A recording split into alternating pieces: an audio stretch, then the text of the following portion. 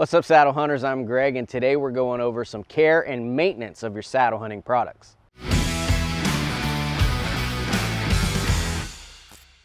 Now, we all know we have to maintain our trucks. You got to change the oil, you got to rotate the tires, you got to replace the brake pads. Your saddle hunting and your elevated hunting equipment is no different. You put in a little bit of effort in the off season to the maintenance of your gear, it'll last you forever. You'll have to forgive me anytime I deal with hazardous materials during this quarantine. I want to be as safe as possible. Now, even if you're dealing with, like a traditional tree stand, you should still do these same things. You should inspect it just to make sure you're safe. So let me go over some quick tips and things that you should look for when you're inspecting your gear, your ropes, your carabiners, your ropemans, your saddles, your platforms, anything that you use up in the tree. You need to inspect it in the off season. So I'm going to go over some things that'll help keep you safe and keep your gear functioning the way it's intended. First of all, let's talk about what is probably the most important piece of gear that we need to inspect, and that's our actual saddle. You're going to want to look at all of the load-bearing components in particular. Look at the webbing that makes the main body of the saddle. Inspect the stitching. Make sure everything's tight, nothing's coming loose. You want to look at your bridge loops, look at your bridge material. This doesn't just apply to Tethrd products. This applies to any saddle, whether you purchased it, whether you made it yourself. It doesn't matter. These are the things that you really should be looking for. If the webbing is frayed, significantly abraded, cut, or anything like that, you don't want to use that saddle. You want to get rid of it and purchase or make a new one.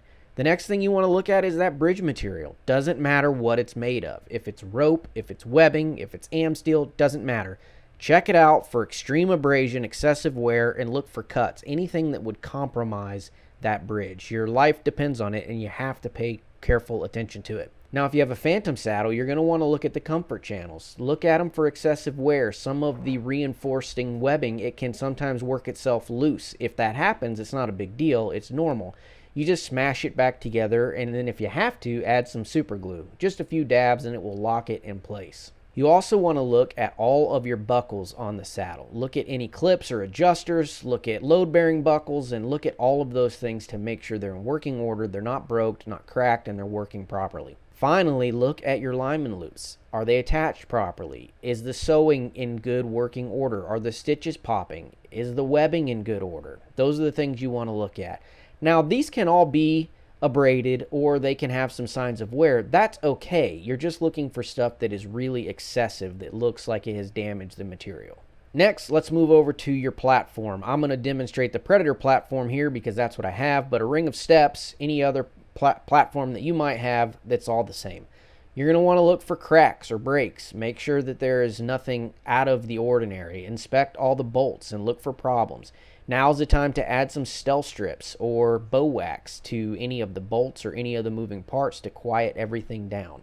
Do this now and thank me later. Finally, take a look at your ropes. These are super important. You're looking for nicks, cuts, excessive wear, any sort of massive discoloration from exposure to UV light. Inspect your carabiners for warping or cracks, breaks. Make sure the locks work. These are the types of things that you're looking for. Just really obvious things where the rope looks like it will not do what it's supposed to do, and that is hold your weight while you're in the tree. Look at these things now. There you go. The other thing about maintaining your gear is that it keeps you involved in hunting season during the off season, which is awesome. I love that. I love doing DIY projects and maintaining my equipment and coming up with new ideas and creating new things. So hopefully this helped you guys figure out how to maintain your gear, things you should look for, and some red flags even that if you notice it, you should probably repair or replace it immediately. Thank you guys so much for supporting Tethrd, supporting us, and we can't wait to get this hunting season underway. So inspect your gear, make sure everything's ready so that way your gear doesn't keep you down.